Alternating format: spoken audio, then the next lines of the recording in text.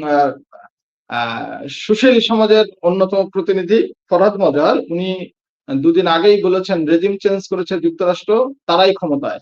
বর্তমান যে তারেক রহমানের নেতৃত্বে যে সরকারটা আছে, সেই সরকার যে ক্ষমতায়, উনি তার আড়ালে আসলে একরকম ভূতের মতো আমেরিকাকে দেখছেন। এই বিষয় নিয়ে আমরা আলোচনা করব যে রেজিম চেঞ্জ করেছে যুক্তরাষ্ট্র, তারাই ক্ষমতায়, ফরহাদ মজাররা থামবেন কবে? কি মনে হচ্ছে, আসলে কি থামবেন আমাদের এই সুশীলরা? রনি ভাই। জি, ধন্যবাদ। যে যেখান থেকে আমাদেরকে দেখছেন শুনছেন সবাইকে আমার সালাম এবং শুভেচ্ছা।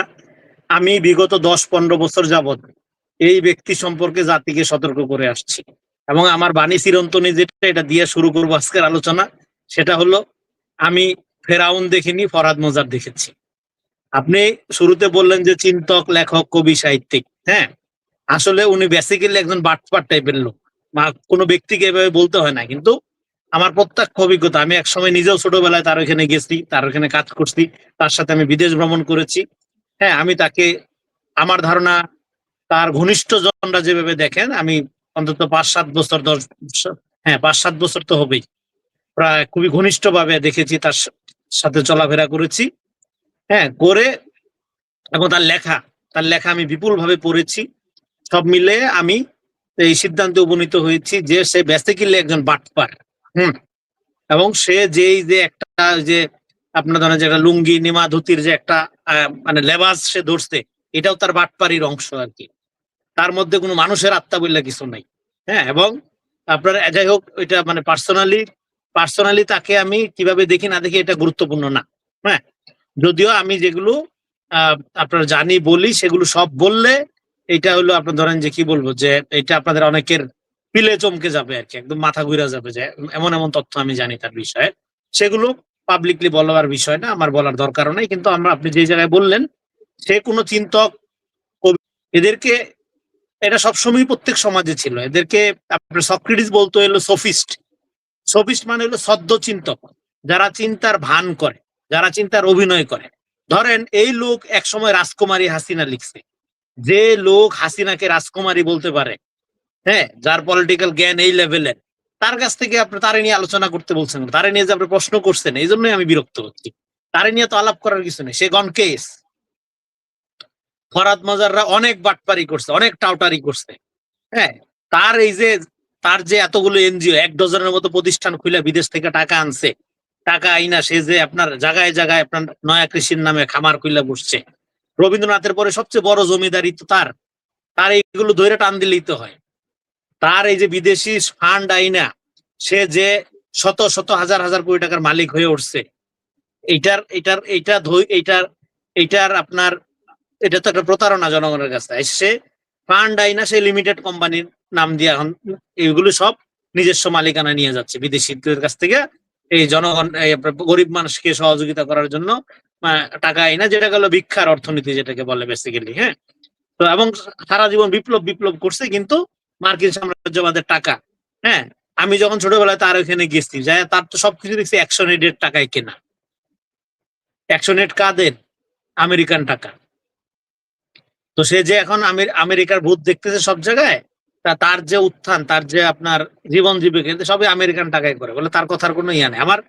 হ্যাঁ, তারে নিয়ে আসলে সিরিয়াস আলাপ করার কিছু নেই, মানে সে সিরিয়াস আলাপ করার মতো কোনো ব্যক্তি না আর কি। প্রচন্ড narcissist, self imposing, attention seeker. এখন সে যেহেতু খরচের খাতায় চলে গেছে, হ্যাঁ, তার প্রতি কারো অ্যাটেনশন নাই। দেখবেন যে মানুষ যখন প্রচন্ড রকম নার্সিসিস্ট হয়, তার প্রতি যখন কেউ অ্যাটেনশন দেয় না, সে উদ্ভট উদ্ভট আচরণ করে। এমন ভাবে চুল কাটে যে আপনার দেখলে ডর লাগবে, তখন মানুষের দিকে তাকায়। এমন ভাবে ড্রেস পরে, পারলে ল্যাংটা হয়ে ঘুরে, যাতে মানুষ তার দিকে তাকায়। হ্যাঁ, এটা একটা রোগ। হ্যাঁ, এটা একটা মানসিক সমস্যা। তারা সবসময় আলোচনার কেন্দ্রে থাকতে। আচ্ছা, যেটা আমেরিকান রেজিম চেঞ্জ যদি হয়, তাহলে তার বউরে সে পাঠাইলো কেমনে সেই রেজিম চেঞ্জের নগদ তাজা তাজা গরম গরম ভাগ নেওয়ার জন্য? তখন লজ্জা করে নাই? সে রেজিম চেঞ্জের পুরা সময়টা সে দাবাদাবি করলো কেমনে? সরকারি সমস্ত দাওয়াতে, প্রতিষ্ঠানের ইয়াগুলোতে, হ্যাঁ, সে হাজির হইল কিভাবে? এবং এই পোলাপানদেরকে আপনার মাথা নষ্ট করে, এই পোলাপানদেরকে ভুলভাল বুঝাইয়া বিপ্লব, গাছতলায় বাসতলায় শপথ নিতে হবে, হ্যাঁ, এই একটা উশৃঙ্খলতা দেশের মধ্যে তৈরি করার চেষ্টা পুরো সময় জুড়ে কেন করলো সে? বলে তার পজিশন, আপনি সে এনাফ কাজ করছে, সেই পুরা কাজের বেনিফিশিয়ারি সে নিজে হয়েছে, তার আশেপাশে নষ্ট চক্র হয়েছে। হ্যাঁ, চিন্তা চক্রর নামে পাঠ চক্র, দর্শন চর্চার নামে ধর্ষণ চর্চার এক কেন্দ্র সে গড়ে তুলছে।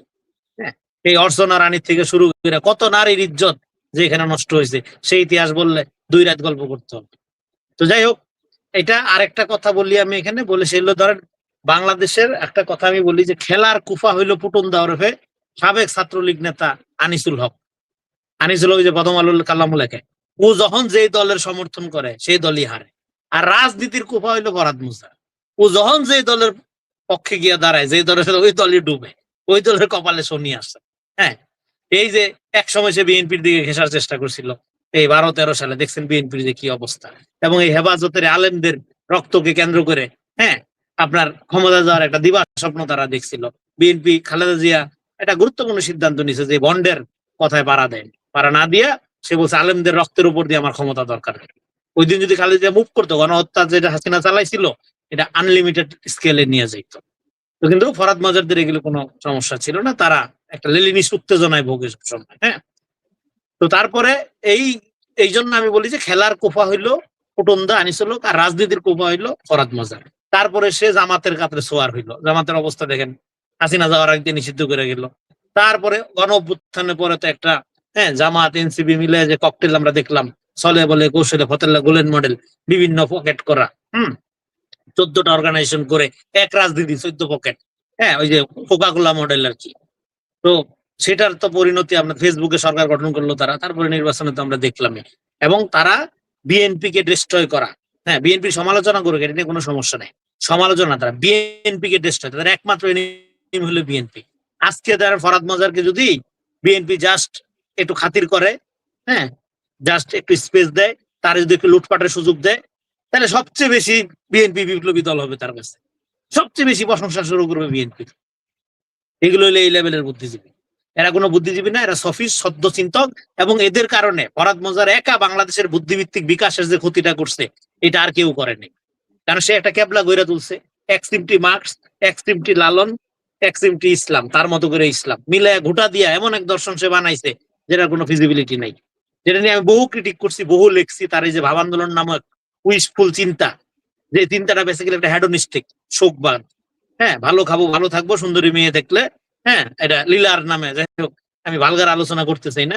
হ্যাঁ, এটা একটা আপনার অবাধ যৌন চর্চার একটা সুবিধার জন্য এই লাইন সে বাইসা নিছে বেসিক্যালি। হ্যাঁ, এটাকে দর্শন টর্শন বিলায় নানা রকম ক্যারিকেচার করে।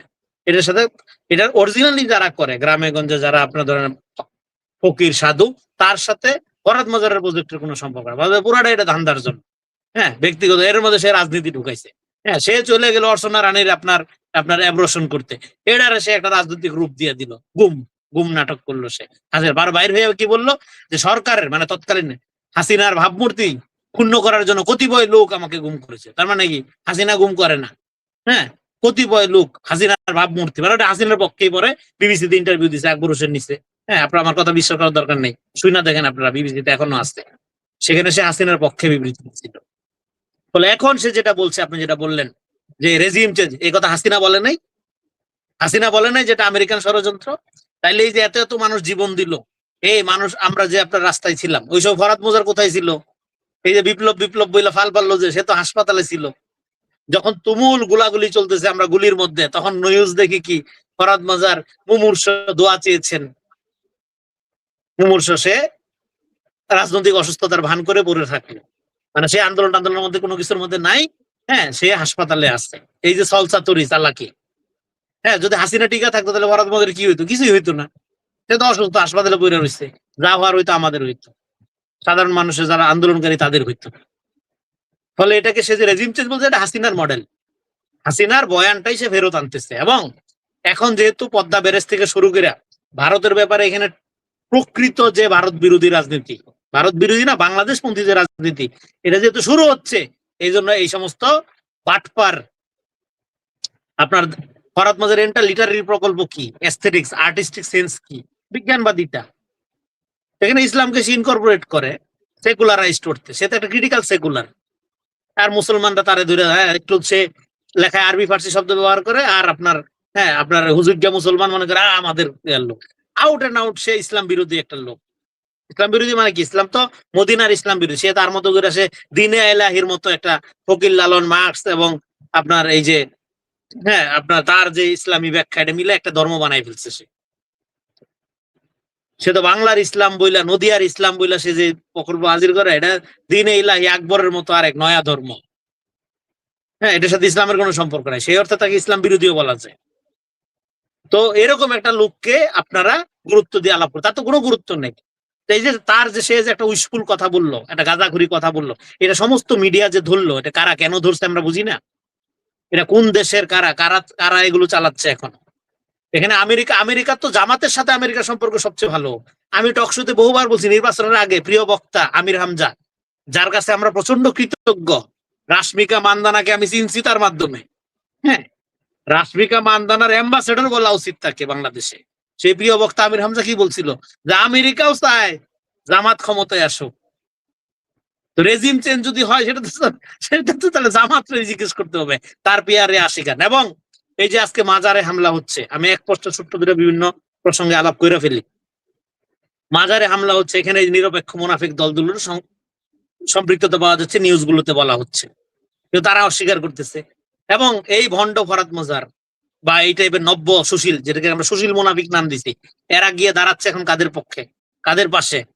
জুলাই সনদ, বিপ্লব, সংস্কারের নামে যাইয়া দাঁড়াচ্ছে এই সমস্ত ডিপ স্টেটের পলিটিক্স এর পক্ষে, এবং তাদের প্রক্সি অর্গানাইজেশন তথাকথিত মেধাবী মুনাফিকদের পক্ষে দাঁড়াচ্ছে। এবং সে নিজে সাধু দাবি করে, এই দাবি করে, কিন্তু সে যে রাজনৈতিক দলকে শক্তিশালী করছে তারা এই সমস্ত জায়গাগুলোতে হামলা করে বেড়াচ্ছে, সেই ইন্টিরিমের আমল থেকে এখনো পর্যন্ত এটা থামানো যাচ্ছে না। ফলে এগুলোর দায় তো তাদের, তারা এদেরকে উস্কাচ্ছে। এখানে একটা সেকুলার রাইট উইং, এটা নরেন্দ্র মোদীর পলিটিক্সকে বাংলাদেশে শক্তিশালী করছে তারা, এবং সেই পলিটিক্সকে আরো শক্তিশালী করার জন্য ভণ্ড পচা বাম ফান্ড খোর এনজিও বামদেরকে উস্কাইয়া আবার রাস্তাঘাট গরম করার জন্য এই আমেরিকান তত্ত্ব নিয়ে আসছে। বাংলাদেশের আপনার জিওগ্রাফিক্যাল যে গুরুত্ব এবং অবস্থান, সে এবং আমেরিকা যেহেতু নিজেই তার বিজনেস ট্রেড মিলে আমেরিকান ফরেন পলিসি যদি আপনি এখন স্টাডি করেন, বাংলাদেশ নিয়ে আমেরিকার তো মাথা ব্যথা হওয়ার কোনো কারণ নেই।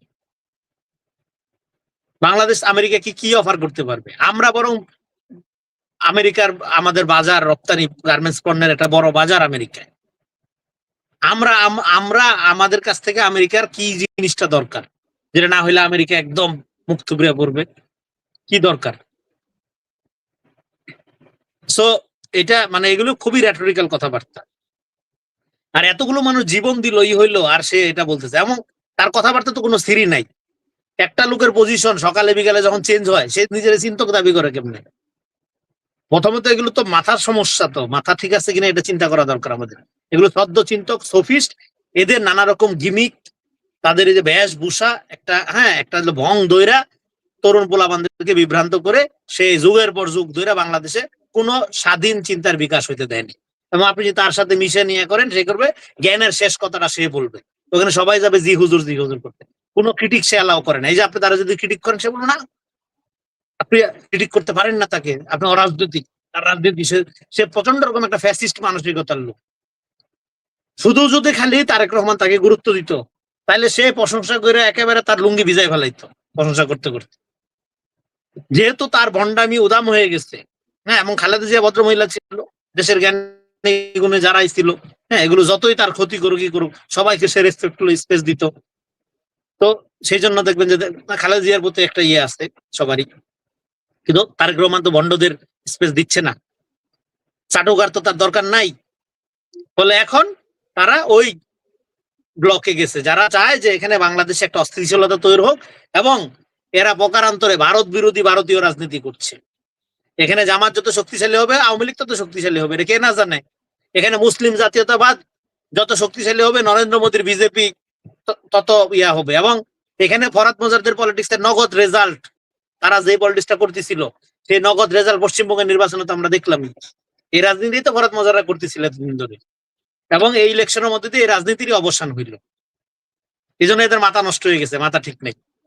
এই জন্য এক এক সময় এক এক কথা বলতেছে।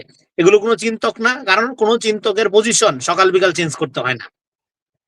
আপনি ইলেকশনের পর থেকে সে কি বলছে, সে ইলেকশন ভোটাধিকারের বিপক্ষে দাঁড়াইছে, প্রথম থেকে ভোটাধিকারের বিপক্ষে, তার মানে জনগণের বিরুদ্ধে, জনগণকে সে আন্ডারমাইন করে। ভোট দিয়ে গণতন্ত্র হয় না, লুটেরা। লুটেরা হইলো তুমি কি করছো? তুমি যে ফান্ড আনলা কোটি কোটি টাকার, এগুলি কই? অন্যদের লুটেরা বলো। আমি মনে করি সরকারের ইমিডিয়েট উচিত তার এই সমস্ত প্রতিষ্ঠানের অর্থনৈতিক স্বচ্ছতা যাচাই করে দেখা, এবং তার এই সমস্ত অ্যাক্টিভিটি কারা তারে নামাইছে, কোন ইন্ধনে সে নামছে, কারা তার পিছনে আছে, এটা পুঙ্খানুপুঙ্খ তদন্ত করা।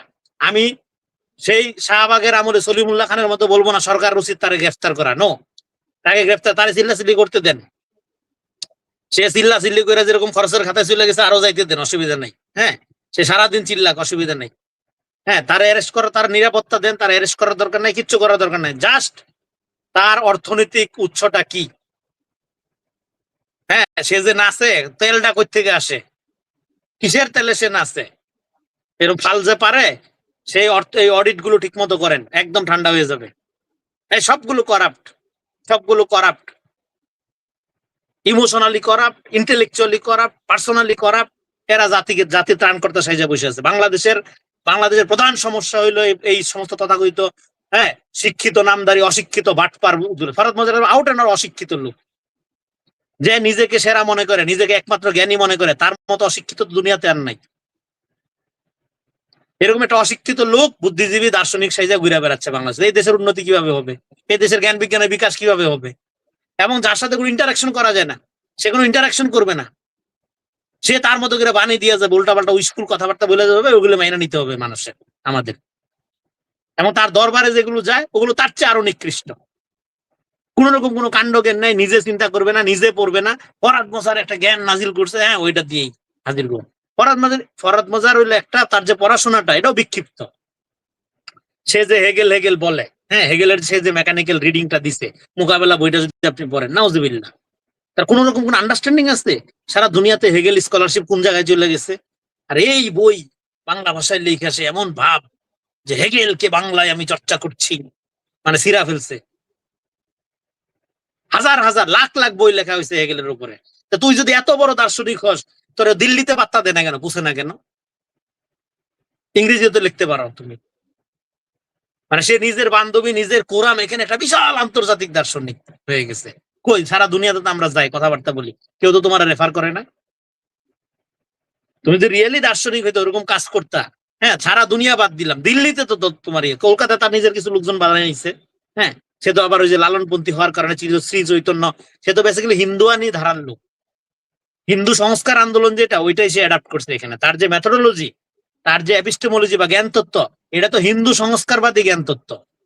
সেই অর্থে সে গ্রেটার যে বেদান্তিক ট্রেডিশন, পেগান সংস্কৃতি, সে তো পেগান সংস্কৃতির লোক। ওই যে মানুষ পূজা দেখবে, সেজদা দেয়, মানুষ সেজদা দেয়, পেগান সংস্কৃতির লোক, স্পিরিচুয়ালি অনেক লো ক্যাটাগরির লোক। এই জন্য ভারতীয়রা তারে পছন্দ করে। তার যে চিন্তা, আদর্শ, দর্শন, এটার সাথে হিন্দুয়ানি সংস্কৃতির মিল কেন? এই বেগান সংস্কৃতির চিন্তাটা সে করে। এটা ফিলোসফিক্যাল ব্যাখ্যা অনেক লম্বা, জটিল, সেটা আমি দিতে পারবো। কিন্তু আমি বলতেছি যে এই লোকটার ব্যাপারে আমি যে দীর্ঘদিন সতর্ক করতেছিলাম, তখন আমারে যারা গালাগালি করছেন, এখন কি একটু সরি বলবেন আমার কাছে দয়া করে? কারণ পদে পদে সে যে ভণ্ড, এটা প্রমাণ হচ্ছে না? পদে পদে তো প্রমাণ হচ্ছে। আপনি পুরা ইন্টেরিয়ামের আমলে, হ্যাঁ, আমার এক উপদেষ্টা ছোট ভাই, হ্যাঁ, নাম বললাম না, একদিন গল্প করতেছে, গল্প করার সময় বললো যে সে তার বউয়ের সরকারি গাড়ি দিয়ে গেল প্রেস ক্লাবে, গিয়ে বলে যে এই সরকারের অবৈধ, শপথ নিতে হবে গাছতলায় বাসতলায়, হ্যাঁ, নাহলে অবৈধ। সরকারি গাড়ি দিয়ে গিয়ে নাইমাই এই কথা। সো মানে এগুলো খুবই পারভার্ট মানসিকতার লোক আর কি। কিন্তু আমাদের দুর্ভাগ্য যে বাংলাদেশে এগুলো জাতির পিতা লেভেলের মর্যাদা পাই আসতেছে এতদিন। এই জন্য এই জাতির বিকাশ হয়নি। যে দেশের বুদ্ধিজীবীরা ফরহাদ মোজার, সলিমুল্লাহর মতো হয়, এরা যখন জ্ঞানী হয়, দার্শনিক হয়, সে দেশের কোনো ইন্টেলেকচুয়াল ভবিষ্যৎ থাকে না, সে দেশে কোনো জ্ঞানী লোক তৈরি হয় না, হইতে পারে না। তার প্রমাণ হইলো এই এই যে এত এত এত বছর ধরে স্বাধীনতার পর থেকে এই লোকগুলোই তো দার্শনিক বুদ্ধিজীবীর রোল তথাকথিত, হ্যাঁ, এই কস্টিউম, এক ধরনের কস্টিউম বানায় নিছে যাতে নিজের চোখে পড়ে, সবসময় আলাদা করা যায়। তোর আলাদা হইতে হবে কেন? এই যে নার্সিসিস্ট বাসনা, পপুলারিটির উগ্র আকাঙ্ক্ষা, এই এত বয়স হইছে, তারপরেও তার আলোচনায় থাকার জন্য একটা উদ্ভট কথাবার্তা সবসময় বলেই যেতে হবে। মানে মানুষের তো একটা মিনিমাম কাণ্ডজ্ঞান থাকে, মানুষ তো জানতে হয় যে কখন তার থামতে হয়।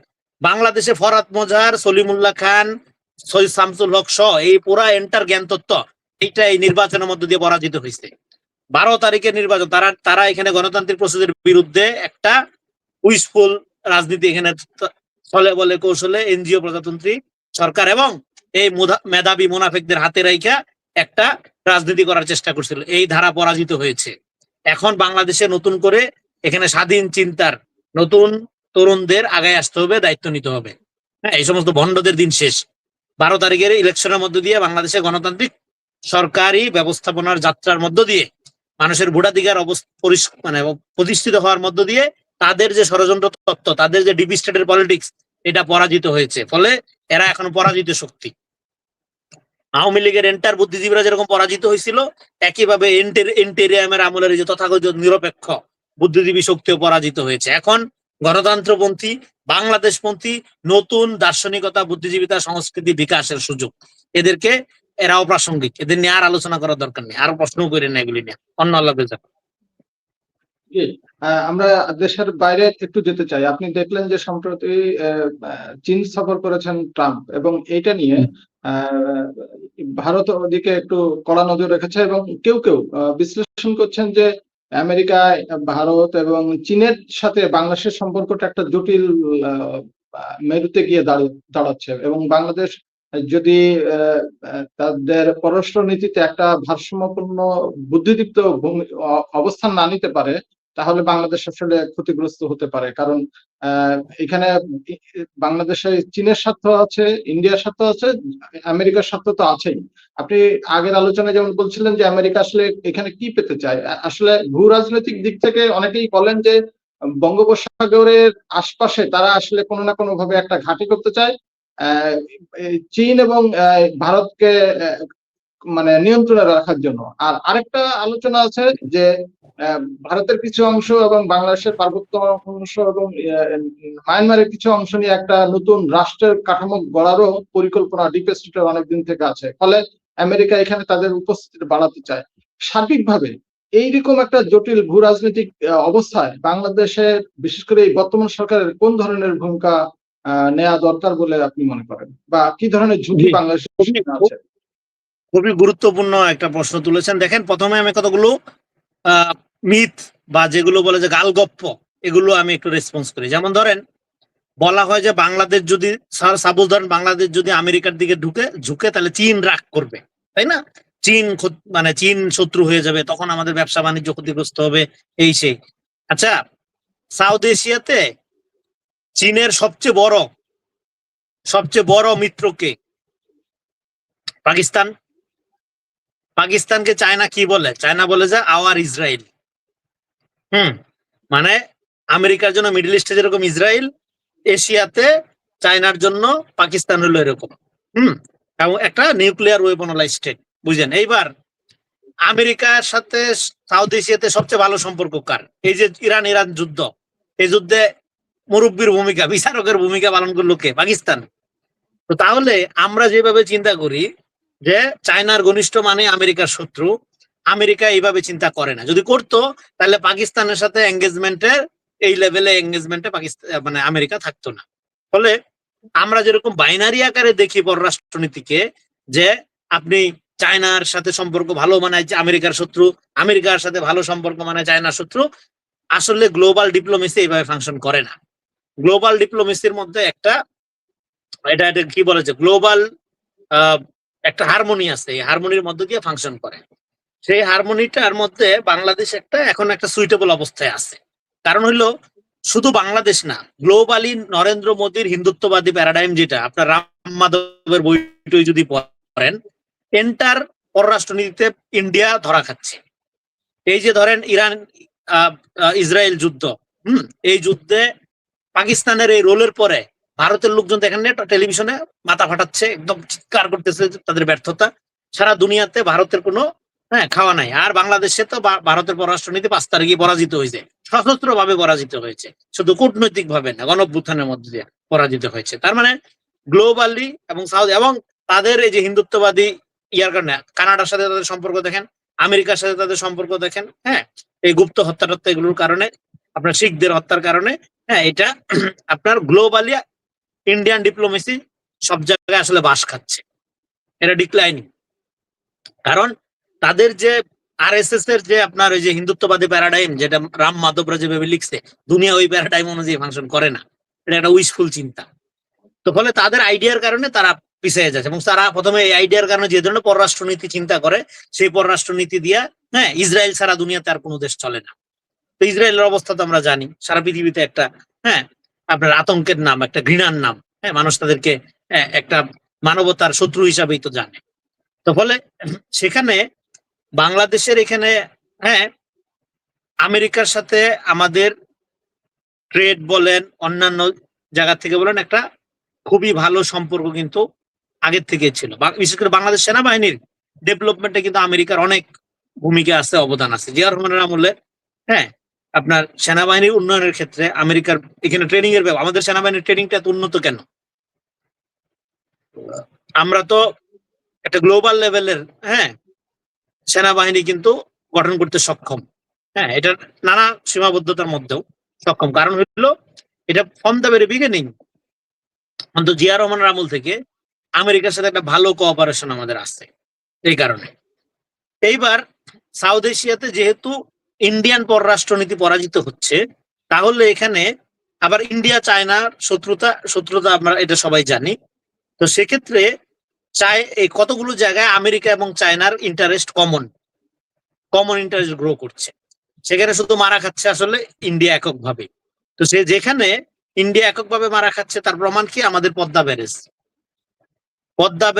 এই যে আজকে এই যে সমস্ত বুদ্ধিজীবীদের যে মাথা নষ্ট হয়ে যাচ্ছে, কারণ হইলো এখানে পদ্মা ব্যারেজ করা মানে হইলো এটা কাউন্টার ডিপ্লোম্যাটিক আপনার চাল হিসাবেও এখানে পাঠ করা যায়, অনেকে করছে। এটা তো মানে ঠিক আছে, ভারতের মতো করে করছে, আমি আমার মতো করে করলাম, তার মানে কি তার সুপ্রিমেসিকে আমরা আর মানছি না। ফলে এখানে যারা ভারত বিরোধী রাজনীতি করে, তাদের বুঝতে হবে আসল ভারত বিরোধী রাজনীতি হলো তুমি তোমার সক্ষমতা বাড়ানো এবং সেই সক্ষমতাকে প্র্যাকটিক্যালি এক্সারসাইজ করা, বয়ান ঝাড়া না। বয়ান ঝাড়ার মধ্যে কোনো ফায়দা নেই। তো ফলে প্র্যাকটিক্যালি আপনি যদি দেখেন, চায়নার সাথে আমাদের সম্পর্ক খারাপ হওয়ার কোনো সুযোগ নেই, কারণ আমাদের ঘনবসতির দেশ এবং চায়নার একটা বিশাল বাজার বাংলাদেশ। এবং চায়নার যেহেতু পলিটিক্যাল এবং মিলিটারি ইন্টারেস্ট দুনিয়াতে এখনো পর্যন্ত ওই অর্থে নাই, হ্যাঁ, দুনিয়ার কোথাও নাই। ফলে চায়নার এখানে অন্যান্য শক্তিগুলোর সাথে পলিটিক্যাল বা মিলিটারি কনফ্লিক্টে জড়ানোর কোনো দরকার নাই বা কোনো নিয়ত নাই। থাকলে হাসিনা রেজিম চায়নার হাতে পায়ে ধরে এখানে নিজেকে রক্ষা করার চেষ্টা করতো। তো ফলে চাইনিজ ইন্টারেস্টটা দেখতে হবে, চাইনিজ পিওরলি বিজনেস ইন্টারেস্ট। সেই বিজনেস ইন্টারেস্ট দেখতে বাংলাদেশ অলওয়েজ একটা ভালো ক্ষেত্র চায়নার জন্য। তো তো সেক্ষেত্রে আবার যেহেতু এখানে ভারতের পররাষ্ট্র নীতি, ভারতের নীতির ব্যাপারে একটা সিদ্ধান্ত জনগণ 5 তারিখে নিয়ে নিছে, ফলে চায়নার জন্য এটা আসলে এখন একটা ওপেন ফিল্ড হয়ে গেছে বাংলাদেশে। এটা আপনি চান বা না চান, মানে 5 তারিখের পরের বাস্তবতা। তো এইবার এই গণঅভ্যুত্থানের পক্ষে আমেরিকা ছিল কিনা? হ্যাঁ, ছিল তো। কারণ এখানে একটা ফ্যাসিজম ছিল, আমেরিকা একটা লিবারেল ডেমোক্রেটিক স্টেট, তারা ডেমোক্রেসি সারা দুনিয়াতে রপ্তানি করতে চায়। এখানে গণতন্ত্র কায়েম হলে তার মতাদর্শের বিজয় আকারে সে এটা দেখবে, না দেখার তো কোনো কারণ নেই। সোভিয়েত যেরকম তার কমিউনিজম সারা পৃথিবীতে রপ্তানি করতে পারলে খুশি হইতো, সমর্থন করতো, সে অর্থে এখানে একটা ডেমোক্রেসি কায়েম হোক, সেটা আমেরিকা চাইবে না কেন? কিন্তু সেই ডেমোক্রেসি কায়েম করার জন্য আমেরিকা এখানে প্রত্যক্ষভাবে কোনো ভূমিকা রাখছে তার তো কোনো প্রমাণ নাই, তার তো কোনো নজির পাওয়া গেল না। আচ্ছা, রাখলে তাহলে তো এতদিন হাসিনা কেন এতগুলো ইলেকশন কেন করলো? হাসিনাকে তো বলা হয়েছিল যে আপনি এইভাবে ইলেকশন করেন না, র্যাবের স্যাংশন দেওয়া হচ্ছিল, এই করা হচ্ছিল। ডেমোক্রেটিক জায়গা থেকে যতখানি প্রেসারাইজ করা যায়, হ্যাঁ, তা তো করা হচ্ছিল।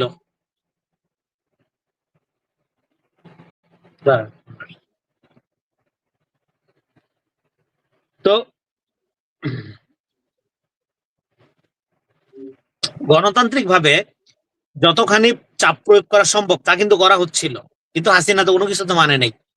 তো না মানে নাকি এখানে আপনার আমেরিকা কি তার কোনো হার্ড পাওয়ার ব্যবহার করছে? কোনো হার্ড পাওয়ার তো ব্যবহার করে নাই। আর সফট পাওয়ার যে ব্যবহার করবে, সফট পাওয়ার কারাদের ব্যবহার করবে?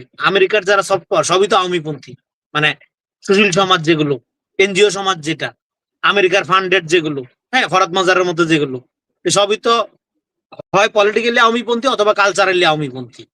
ফরাদ মাজার হইলো পলিটিক্যালি এন্টি আওয়ামী লীগ, কিন্তু কালচারালি আওয়ামী লীগের। তার যে কবিতার নন্দন তত্ত্ব, তার যে সাহিত্যের আইডিয়া, হ্যাঁ, এগুলি পশ্চিমবঙ্গে সে মনে করে একটা লিটারারি হেরিটেজ, ওইখানে সাহিত্য একটা জায়গায়। তারাশঙ্কর, কমল কুমার মজুমদারের মূল আইডিয়াটা কি? বেদান্তিক আইডিয়া। তার এন্টার সাহিত্যের থিসিসটা কি? তার প্রিয় লেখক। হ্যাঁ, তাহলে এগুলো বোঝা যায়। এগুলো মানে জটিল আলাপ, কিন্তু গুরুত্ব দিয়ে করা উচিত, বোঝা উচিত। তাহলে তাদের যে আইডিয়া গুলো, সেই আইডিয়ার জায়গা থেকে এখানে আমাদের যে নতুন সিভিলাইজেশনাল ঐক্য, আমরা যেটা বলছি বাংলাদেশি পরিচয়, যেটা আমাদের সিভিলাইজেশনের ঐক্য, এবং আমরা একটা আব্রাহামিক রিলিজিয়ান সূত্রে এন্টি জায়নিস্ট, ইহুদি, খ্রিস্টান, মুসলমান, আমরা একটা কমন গ্লোবাল কমিউনিটির অংশ।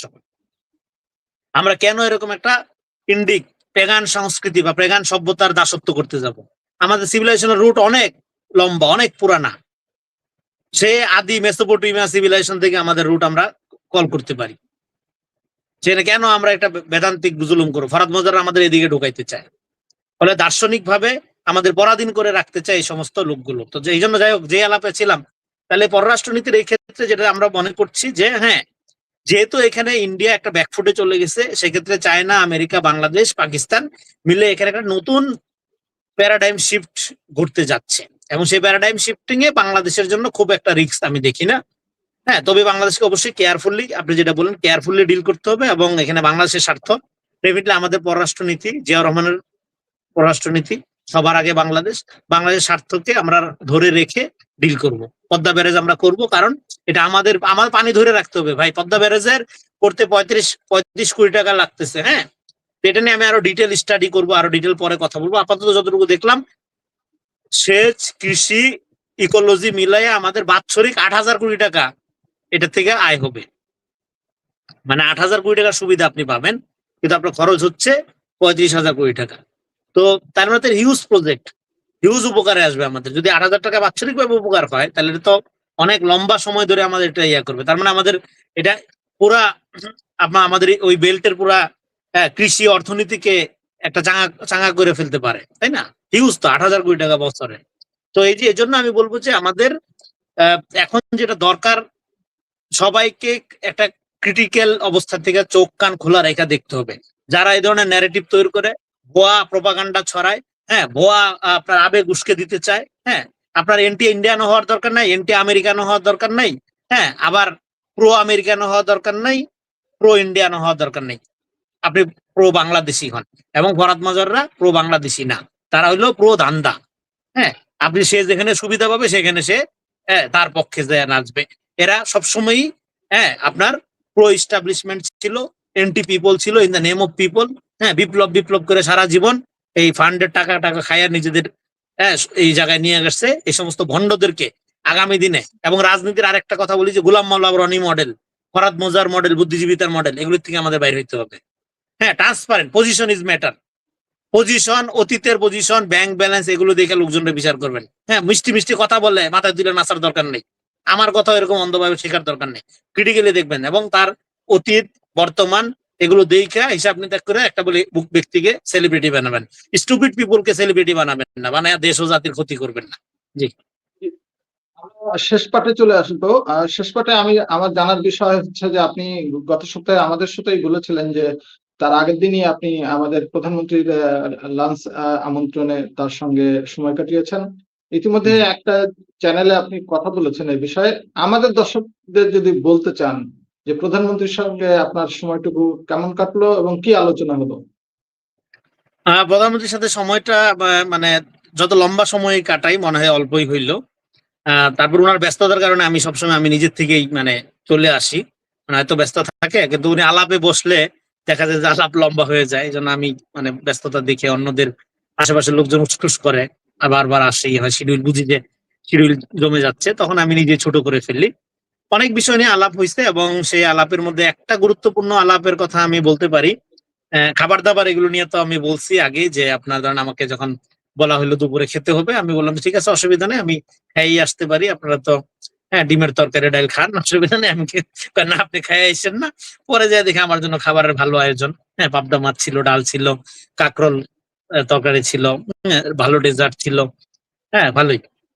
এই তো সিজনে বাসার আমি খাবার। এখনো কাঁকরোল খেতে পারিনি, কারণ হ্যাঁ, কাঁকরোলের দাম অনেক বেশি। হ্যাঁ। তো হ্যাঁ, এটা একটা তো এটা একটু বলবো আমি, জিনিসপত্রের দাম বাড়তেছে। তো তারপরে যেটা হলো আলাপ হইলো, খাইতে খাইতে অনেক আলাপই হইলো। উনি বেসিক্যালি বুঝতে চাচ্ছেন মানুষের কি অবস্থা, হ্যাঁ, সাধারণ মানুষ কেমন আছে, আমরা ক্রিটিক্যালি কিভাবে দেখছি গভর্নমেন্টকে। আমি বললাম, যেগুলো বললাম বেশিরভাগই সমালোচনা দৃষ্টিভঙ্গি থেকে বললাম। উনি কতগুলো জায়গায় বললেন যে হ্যাঁ এগুলো তো আছে সমস্যা, হ্যাঁ সমাধান করতে হবে এগুলো। এবং তবে ওনার আন্তরিকতা এবং ওনার হাম্বলনেস, এটা আমি বলবো যে ব্যক্তি তারেক রহমানকে শুধুই ভালোবাসা সম্ভব। প্রধানমন্ত্রী তারেক রহমানের সমালোচনা আপনি করতে পারেন, কিন্তু ব্যক্তি তারেক রহমান একটা মানে কি বলবো যে পিস অফ লাভ। হ্যাঁ জাস্ট মানে আমি এত মাঝখানে মানে মাঝে মাঝে আমি এত অ্যারোগেন্টলি কথা বলছি, বের হওয়ার পরে আমার খারাপ লাগছে এত অ্যারোগেন্টলি না বললে। মানে উনি এত হাম্বল ওয়েতে ধরেন অ্যাপ্রোচ করে যে পরে নিজের খুবই অ্যারোগেন্ট বেয়াদব মনে হয় আর কি। হ্যাঁ, তো আমি এটা রিগ্রেটই ফিল করি আর কি। তো তবে ওনার আন্তরিকতা আছে। এবং মানুষ বাংলাদেশে বিএনপি কে যেটা বুঝতে হবে, দেখেন এই পার্টিটা জিয়াউর রহমানের যোগ্য ছিল না, এই পার্টিটা খালেদা জিয়ারও যোগ্য ছিল না। এখন এই পার্টিটা আপনারা জয়া করে আপনারা তারেক রহমানের যোগ্য হয়ে ওঠেন। তারেক রহমান একটা ব্যক্তি শুধু না, উনি একটা নর্মস, উনি একটা আইডিয়াল।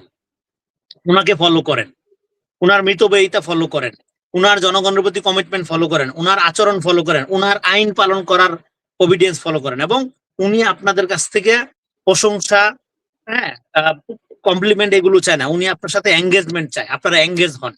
এবং জনগণকে বলবো, আপনারা যদি মনে করেন বিএনপি নেতাকর্মীরা is not enough, okay people, আপনি তারেক রহমানের সাথে এঙ্গেজ হন, আপনি তারেক রহমানের নীতির সাথে এঙ্গেজ হন, তারেক রহমান আপনার সাথে থাকবে। কারণ দেশ পুনর্গঠন করার কাজটা উনি হাতে নিচ্ছে, এটা ওনাকে সফল হইতেই হবে। এটা for sake of the people, sake of the nation, আমাদের এটা সফল হইতে হবে, ওনাকে আমাদের সফল করতেই হবে। এটা এমন না যে ওনাকে মহান নেতা বানানোর জন্য সফল করতে হবে, নো, এটা বাংলাদেশের মানুষের মানবিক মর্যাদা ফেরানোর জন্য, বাংলাদেশকে একটা আত্মমর্যাদা সম্পন্ন রাষ্ট্র হিসেবে গড়ে তোলার জন্য ওনাকে সফল হইতেই হবে, ওনাকে সফল করতেই হবে। এটা আমার সাথে ওনার সাথে কথা বলে মনে হয়েছে। এবং জনগণের ব্যাপারে কনসার্ন উনি। এবং এই যে জিনিসপত্রের দাম আপনি বললেন যে হ্যাঁ সবজির দাম কিছুটা বেড়েছে, এবং যেহেতু তেলের দাম বাড়ছে এটার প্রভাব এখন আস্তে আস্তে সবকিছুর উপর পড়তেছে। ফলে সরকারকে দ্রুত বলবো যে কর্মসংস্থানের দিকে মনোযোগ দেওয়া, হামের একটা ব্যবস্থা। হাম এখন এটা একটা হৃদয় বিদারক। আমি জরুরি স্বাস্থ্য ইমার্জেন্সি ডিক্লেয়ার করা উচিত, এটা আমি এর আগেও বলছি। এটা ইমার্জেন্সি ডিক্লেয়ার করা, যদিও এটা বিগত সরকারের লাইবিলিটি, এই সরকারকে এটা বহন করতে হচ্ছে, কিন্তু বাচ্চারা মারা যাচ্ছে, দ্যাট ইজ আনএক্সেপ্টেবল। এটা অসহ্য, এটা সহ্য করা যাচ্ছে না। আপনারা দ্রুত এটা যাতে স্প্রেড না করে দ্রুত ব্যবস্থা নেন। প্রয়োজনে আপনি এলাকা আপনি লকডাউন করেন যেমনে পারেন, এটা ইমার্জেন্সি, হেলথ ইমার্জেন্সি ঘোষণা করে হলো এখানে সরকারকে অ্যাক্টিভ হইতে বলবো আমি। এবং অবশ্যই জিনিসপত্রের দাম যেভাবে বাড়তেছে এটার সাথে সঙ্গতি রেখে জনগণকে ইকোনমিক্যালি, হ্যাঁ, আপনার কিভাবে বেনিফিটেড করবেন সেই সমস্ত পলিসি নেন। অর্থনীতি চাঙ্গা করা, বন্ধ কলকারখানা চালু করা, হ্যাঁ, ব্যাংকগুলোর রিফর্ম, এগুলো নিয়ে আমি কথা বলছি ওনার সাথে। উনি বিভিন্ন কমিটি যেগুলো করা হয়েছে এগুলোর পারপাস কি, কমিটিগুলো কিভাবে কাজ করবে, স্বচ্ছতা কিভাবে থাকবে, এগুলো বলছে। এবং লুটেরাদের যাতে কোনোভাবে আর কোনো স্কোপ তৈরি না হয় সেটা পলিসিগত ভাবে, হ্যাঁ, ঠিক করা হচ্ছে। এবং একটা নীতির কথা আমি ওনার সাথে কথা বলে বুঝতে পারলাম, সেটা হলো এখানে তো একটা করাপশন, গুপ্ত এবং পতিত স্বৈরাচারীদের একটা সিন্ডিকেট তৈরি হচ্ছে। বলে এই সিন্ডিকেট তো ভাঙা সম্ভব না, এটা ইন্টারিমেও পারে নাই ভাঙতে। ফলে তাহলে কিভাবে এদিক দিয়ে বাইরে এলো বাটপার গুলো আবার ন্যারেটিভ তৈরি করতেছে। ফলে তারেক রহমানকে যেটা করতে হচ্ছে, যে নীতিটা উনি নিতে চাচ্ছে, সেটা আমি মনে করি যে সেটাকে বলে রিডান্ডেন্ট করা। এই যে ফরাদ মাজারা যেরকম অপ্রাসঙ্গিক হয়ে যাচ্ছে, চিল্লাচিল্লি করতে করতে, বুদ্ধিজীবিতা করতে করতে, জ্ঞান দিতে দিতে, একইভাবে এখানে করাপ্ট যারা, গোলাম মোল্লা রনি মডেল যারা চর্চা করে রাজনীতির নামে, হ্যাঁ, আগের হাসিনার আমলাতন্ত্র যেভাবে চর্চা করে, এরা থাক, এভাবে থাকবে এদের ধান্দার দোকান নিয়ে, কিন্তু দোকানের কাস্টমার যাতে না যায় সেই ব্যবস্থা করে ফেলছে। হ্যাঁ, এই যে এআই বসাই দিছে ট্রাফিকে, এক সপ্তাহে ৩,৫০০ মামলা হয়েছে। এখন রিক্সাও দাঁড়ায় যায়, অটো রিক্সা চলার নিয়ম নেই যদিও দিক দিয়ে, অটো রিক্সাও দেখলাম যে দাঁড়ায় যাচ্ছে, একদম ঠান্ডা হয়ে যাবে। ফলে এইভাবে রেগুলেশনের মধ্যে যখন আপনি নিয়ে আসবেন, সেবাটা যখন অনলাইনে করে ফেলবেন, তখন ঘুষ খাওয়ার সুযোগ থাকবে না, আমলার কাছে যখন যাওয়ারই সুযোগ থাকবে না, টেন্ডারের ব্যাপারটা যখন আপনি ওপেন করে ফেলবেন, স্বচ্ছ করে ফেলবেন, তখন যখন এখানে আপনার ২ নাম্বারি করার সুযোগ থাকবে না, তখন ওর ধান্দার দোকানে যখন কাস্টমার থাকবে না, তখন ও রিডান্ডেন্ট হয়ে যাবে, অপ্রাসঙ্গিক হয়ে যাবে। হ্যাঁ, তখন এইভাবে আওয়ামী লীগের রাজনীতি যদি আপনার অপ্রাসঙ্গিক করতে হয়, হ্যাঁ, আওয়ামী লীগের চোটপাট করে আওয়ামী লীগের পিটাইয়া দরকার নেই। আপনি একটা প্রপার ডেমোক্রেটিক স্টেট করেন, যাতে আওয়ামী লীগের লোকজন যখন দেখবে যেখানে সে প্রপার মানবিক মর্যাদা পাচ্ছে, তার অধিকার সমুন্নত থাকছে, সে নিজেই আর আওয়ামী লীগের প্রয়োজন ফিল করবে না। That's the best way to deal with Awami League. এবং ট্রুথ এন্ড রিকনসিলিয়েশনের কথা তো আমি বলছিলামই, হ্যাঁ, সেটা তো করা দরকার, সেটা আমি এখনো মনে করি করা দরকার। ফলে টোটাল প্রক্রিয়াটা ওনার সাথে কথা বলে যেটা আমার মনে হচ্ছে, উনি এই যে রিডান্ডেন্ট প্রক্রিয়া, মানে এটাকে আমি বলতেছি পুনর্গঠন প্রক্রিয়া, সংস্কার না।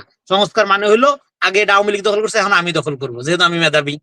এই মডেল না, এটা হলো রিডান্ডেন্ট করে ফেলা, চোর বাটপাড়া সিন্ডিকেটটাকে অপ্রাসঙ্গিক অকেজু করে দিয়ে একটা কাউন্টার সিস্টেম ডেভেলপ করা, একটা নীতি। এই জন্য আমি বলি কি, এটা তারেক রহমান ডক্ট্রিন, একটা নীতি ডেভেলপ করা। হ্যাঁ, যে নীতিতে প্রাইম মিনিস্টার জেমে বৈশা থাকে, যে নীতিতে প্রাইম মিনিস্টারও 150 টাকার খাবার বরাদ্দ করে, অথবা বাসার থেকে তার খাবার আসে। আমি যে খাবারটা খাইছিলাম এটা বাসার থেকে আসছিল। তো যাই হোক, ফলে এই যে নীতিটা, এই নীতির উপর ভিত্তি করে যখন রাষ্ট্রপ্রধান চলে, তখন তার অধস্তনদের চলতে বাধ্য হয়। তারপরে এটা জনগণের মধ্যে প্রভাব পড়ে। এইভাবে আস্তে আস্তে একটা কাউন্টার কালচার যখন গড়ে উঠবে, তখন আসলে এই পরিবর্তনগুলো হবে। কিন্তু বাই দিস টাইম আপনারা ইমিডিয়েট বিএনপির নেতাকর্মী যারা, আপনারা যারা বিএনপির রাজনীতি করেন, আপনারা অনেক সৌভাগ্যবান।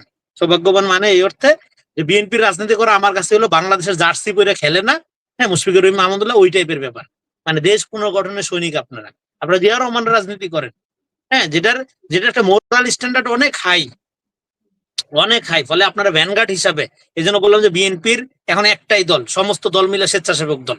আপনারা স্বেচ্ছাসেবী হিসাবে ঝাঁপাইয়ে পড়েন, সরকারের কর্মসূচি ইস্তেহার যেটা দিচ্ছে এটা সফল করেন, সফল করে বাংলাদেশ পুনর্গঠন করেন। তারেক রহমান সাউথ এশিয়ার টপ ডেমোক্রেটিক লিডার হিসাবে, হ্যাঁ, খুব দ্রুত সময়ের মধ্যেই উনি ওনার জায়গা করে নেবেন। কারণ আমরা পাকিস্তান এবং ইন্ডিয়াতে দেখতেছি কি অবস্থা, হ্যাঁ, কিভাবে একটা রাইট উইং ফ্যানাটিসিজম কিভাবে গ্রাফস করে নিচ্ছে। আর পাকিস্তানের মিলিটারি ইনকর্পোরেশনটা তো আমরা সবাই জানি। ফলে একটা ডেমোক্রেটিক লিডার হিসেবে তারেক রহমানের লিডারশিপের যে বিপুল গ্লোবাল সম্ভাবনা, এটাকে আমরা প্রোটেক্ট করতে পারি, আমরা বিকশিত করতে পারি, বিকশিত করে বাংলাদেশ রাষ্ট্রকে একটা জায়গায় নিয়ে যেতে পারি। হ্যাঁ, এইটা বিএনপির রাজনৈতিক নেতাকর্মীদের যেরকম বুঝতে হবে, বিএনপির সমর্থকদেরও বুঝতে হবে, বাংলাদেশের জনগণকে বুঝতে হবে। বিরোধী দল যারা করেন, আপনারা ন্যারেটিভ বাদ দিয়ে আপনারা কর্মসূচি প্ল্যান নিয়ে হাজির হন, কাউন্টার প্ল্যান নিয়ে হাজির হন। না হলে এই সমস্ত বগিসগি রাজনীতি হবে না। হ্যাঁ, মানুষ এগুলো এখন আর খায় না। আপনারা বহু করছেন, বহু মানুষকে বিভ্রান্ত করার চেষ্টা করছেন, হ্যাঁ, বহু ভণ্ড লোকজন নামাইছেন, হ্যাঁ, যাদের কোনো লেজিটিমেসি নাই, হ্যাঁ, তারা আপনার ধরেন তাদের সমালোচনায় কিছু আসা যায় না। হ্যাঁ, আপনি ধরেন কার কথা শুনবেন, হ্যাঁ, আপনি কোন ডাক্তারের চিকিৎসা মানবেন, যে ডাক্তারের একটা রেপুটেশন আছে। কিন্তু যে হলো আপনার একটা হাতুইরা ডাক্তার, যার কোনো রেপুটেশন নেই, তার কথা তো লোকজন শুনবে না। কিন্তু বাংলাদেশ অদ্ভুত, বাংলাদেশের মানুষ ইমোশনাল, এখানে ইমোশন চার্জ করে। হ্যাঁ, তারেক রহমান কখনো ইমোশন নিয়ে খেলে না, এবং ইমোশন চার্জ, এই জন্য সে একটা প্রপার ডেমোক্রেটিক লিডার। এটা রেশনালি প্র্যাকটিক্যালি যেটা সম্ভব সেটাই বলে, প্রতি কথা বলে না উনি। যেটা করা যাবে না, হ্যাঁ, আকাশ কুসুম, হ্যাঁ, এটা করে দিব, নো। উনি যে প্রতিশ্রুতি দিচ্ছিলেন সেই প্রতিশ্রুতিগুলি করবেন। হ্যাঁ, সেটা করার ক্ষেত্রে অনেক প্রতিবন্ধকতা আসবে। হ্যাঁ, অনেকে অনেক রকম ভাবে এটাকে বাধাগ্রস্ত করবে, কারণ এখানে বাংলাদেশ সবার আগে বাংলাদেশ নীতির বিরুদ্ধে যারা, তারা নানাভাবে এখানে ইন্ধন যোগাবে। এই জন্য সবার আগে আমাদের ন্যাশনাল একটা ইউনিটি লাগবে। হ্যাঁ, আপনার রাজনীতি আলাদা থাকুক, আমার সাথে একমত হইতে হবে, নো, এটার দরকার নেই। হ্যাঁ, আপনি আপনার মত নিয়ে থাকেন, বাট মানবিক মর্যাদা ফিরায় আনেন, এবং ভণ্ডদেরকে, সবার আগে হলো ভণ্ডদেরকে চিহ্নিত করেন এবং তাদেরকে তাদের মধ্যে ছেড়ে দেন। হ্যাঁ, তাদেরকে একটা স্বচ্ছ প্রক্রিয়ার মধ্যে নিয়ে আসেন। আমি বলতেছি না তাদের কথা বলার অধিকার বা আইনি ভাবে, সলিমুল্লাহ খান ওই সময় ফরহাদ মজারের বিরুদ্ধে দাঁড়াইছিল, দাঁড়ায় ফরহাদ মজারকে অ্যারেস্টের দাবি জানাইছিল। হ্যাঁ, আমি সেই দাবি জানাবো না, এবং ফরহাদ সলিম কেউ আমার বিরুদ্ধে না।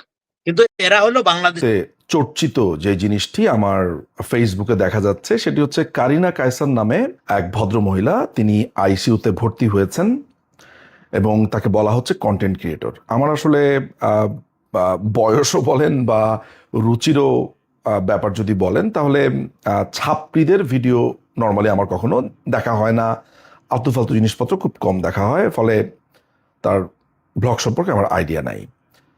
কিন্তু যে কারণে ভিডিওটি আমার করা বা করতে বসা, কয়েকটা মেসেজ আমার কাছে মনে হয় তরুণদেরকে আমার দেওয়া প্রয়োজন বা আমার ভাবনার জায়গাটা বলা প্রয়োজন। প্রথমেই আমি আসি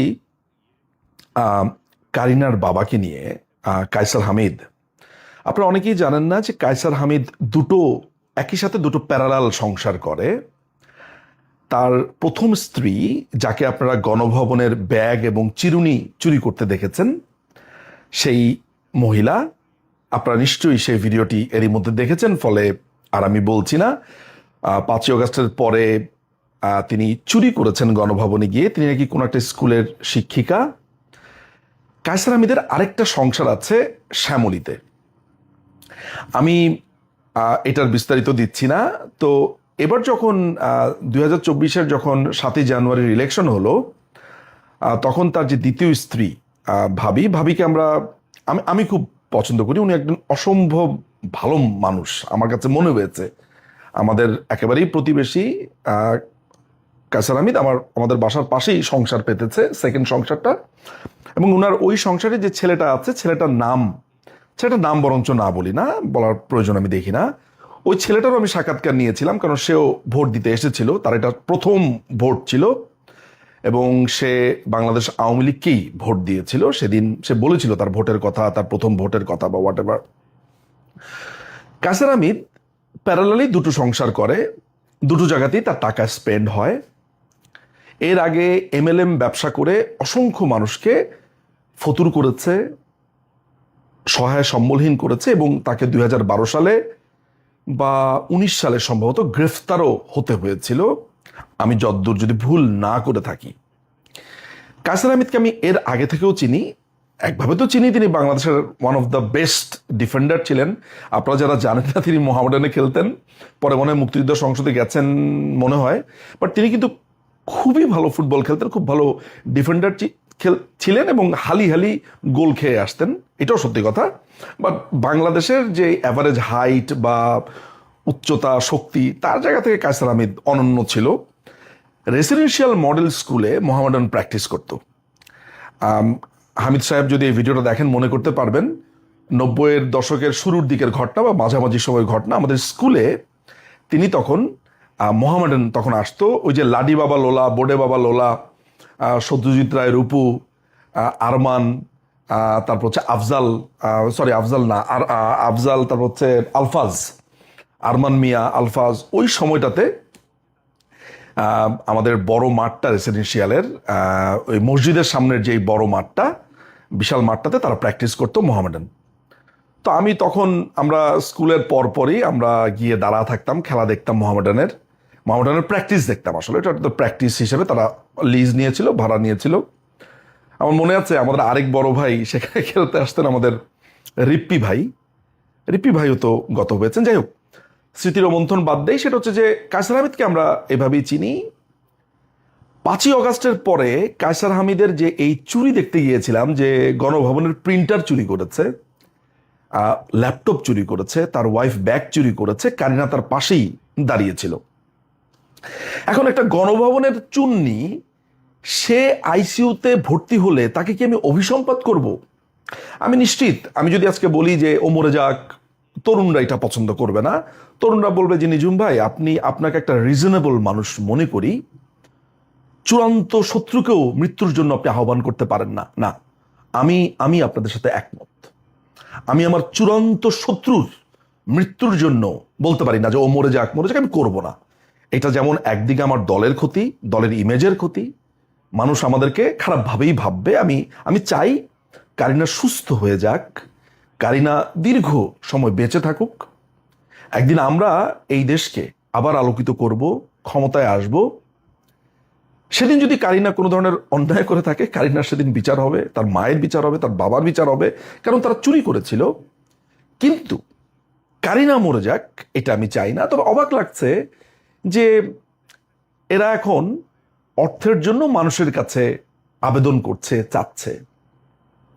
যাদেরকে তারা ফ্যাসিস্ট বললো, আমি অনেককেই দেখেছি, আওয়ামী লীগ ঘরানার অনেকেই সহমর্মিতা দেখিয়ে টাকা পয়সা দিচ্ছে, যাই না, যাদেরকে তারা ফ্যাসিস্ট বললো, লুটেরা বললো। আমি শুনেছি যে আওয়ামী লীগের কোন এক নেত্রী বা কেউ একজন মনে হয় সাহায্য করছে। এটাও খুবই অ্যালার্মিং একটা ব্যাপার, বুঝতে পারছি না কেন। জানি না যে এদের টাকা পয়সার হেল্প তারা এখন নেবে কিনা। হয়তো বা অসুস্থ থাকলে, মেয়ে অসুস্থ থাকলে বাবা মা হয়তো অন্যদিকে আর তাকায়ও না। কিন্তু আজকের এই ভিডিওটা কেন? আজকের এই ভিডিওটা আমি এটা বলার জন্য করিনি যে ওই যে গণভবনে চুরি করেছিলেন, আল্লাহ শাস্তি দিয়েছে। না ভাই, মারা আমাকেও যেতে হবে একদিন। তার মানে কেউ আগে কেউ পরে, এটা নিয়ে মারা যাওয়া কোনো শাস্তি হতে পারে না। এটা প্রত্যেকটা মানুষকে মারা যেতে হবে। আমি যদি বলি যে অমুক ওই মারা গেছে, শাস্তি পেয়েছে, ব্যাপারটা এমন যে আমি আর মারা যাব না। It's not like that. এবং আমিও এই তরুণদেরকে এইটাও বলি যে তরুণরা আমাদেরকে নিষ্ঠুর ভাবার কোনো কারণ নেই। কারিনার ব্যাপারে দুঃখবোধ আছে, কষ্ট আছে, ভয়ঙ্কর রকমের বিতৃষ্ণা আছে, কিন্তু তাই বলে এটা বলবো না যে ও মরে যাক, অক্কা পাক। না, অসুস্থ হয়ে উঠুক। কিন্তু এটাও মনে করিয়ে দেই, আজকে কারিনা কিন্তু প্রত্যেকের সহমর্মিতা, ভালোবাসা, আদর, স্নেহ পেতে পারত। সবাই মিলে কিন্তু আজকে কারিনাকে সাহায্য করত। কিন্তু দেখুন, এই নোংরা কাজটার কারণে বাংলাদেশের একটা বড় অংশ, যারা মুক্তিযুদ্ধের, মুক্তবুদ্ধির, যারা বঙ্গবন্ধুকে ভালোবাসে, যারা আওয়ামী লীগকে ভালোবাসে, আমি আওয়ামী লীগ বাদই দিলাম, যারা মুক্তিযুদ্ধের পক্ষের, তারা কিন্তু এই মেয়েটা থেকে সরে এসেছে। সে গণশত্রুতে পরিণত হয়েছে। খুব গুটি কয়েক কিছু মানুষ, এমনকি ওই হুজুররাও দেখলাম একে গালিগালাজ করছে, যাদের পক্ষে এই মেয়েটাও ছিল, তারাও নেই পাশে। তো শেষ পর্যন্ত ওই বাংলাদেশ আওয়ামী লীগের মানবিক কিছু মানুষজনই ভেতরে ভেতরে এদেরকে সাহায্য করছে, নিশ্চয়ই চিকিৎসা করুক। আবার ইন্ডিয়াতেও যেতে যাচ্ছে। আমরা চাইলে কিন্তু এখন ক্যাম্পেইন করতে পারি যে ওকে ইন্ডিয়ার ভিসা না দেওয়া হোক, বলতে পারি আমরা, কিন্তু না, সেটাও আমরা করব না। বাংলাদেশ আওয়ামী লীগ ঠিক এমন। আজকে নেত্রী যদি থাকতেন, আমি নিশ্চিত সরকারি অনুদান দেওয়া হতো, তাকে চিকিৎসার জন্য দেওয়া হতো। যেমন গাজী মাজহারুল আনোয়ার সারা জীবন বিএনপি করেছে, বা আপনার যে আগুনের বাবা, এরা আজীবন পাকিস্তানপন্থী বিএনপি করেছে, কিন্তু এদের পরিবারকে ঠিকই মাননীয় প্রধানমন্ত্রী ওইটাকে আলাদা করে দেখেছেন। তিনি মির্জা ফখরুল ইসলাম আলমগীর, তাকে চিকিৎসার জন্য টাকা দিয়েছেন। সে বিএনপির মহাসচিব না কি, এগুলো মাননীয় প্রধানমন্ত্রী দেখেন নাই। শুধু এতটুকু বলার জন্য যে আমরা মানবিক, আমরা মানুষের মৃত্যু কামনা করি না, আমরা মানুষের কষ্টে দুঃখ পাই, যন্ত্রণা পাই, এবং আমরা মনেও রাখি কে আমাদের সাথে